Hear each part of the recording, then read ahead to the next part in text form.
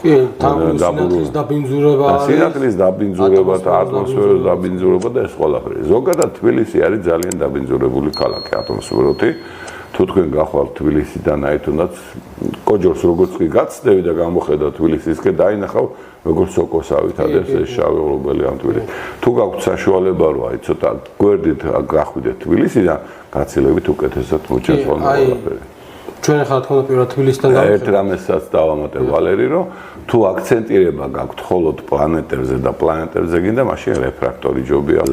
გამადიდებელი ასტრონომები იყენებენ ლინზას და იმას ობიექტივად, როცა ლინზა აქვს და თუ გინდათ რომ გადაიღებთ გალაქტიკები ან და რაღაცა ისეთი ობიექტები, რა თქმა უნდა, ესენი უფრო შუგძალოვანია ხოლმე, მაშინ რეფლექტორები, ანუ სარკიანი ტელესკოპები.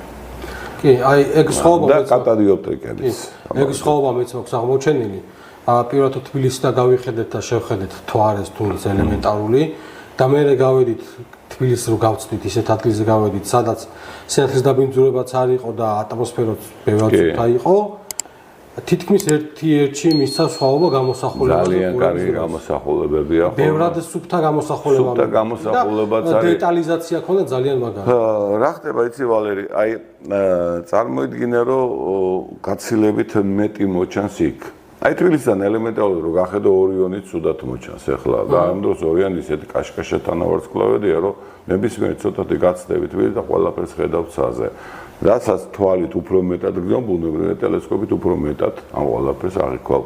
და ამიტომ ეგ ჯობია. ამიტომ ისეთი იმით აი პირველივე ჩახედვაზე რომ უნდათ ხოლმე იუპიტერის და სატურნის რგოლების დანახვა და რაღაცების დანახვა, დეტალების დანახვა. შეიძლება დაინახოთ, მაგრამ მაინც ცოტა მეტი ცვალება დაგჭირებთ, მეტი არაფერი.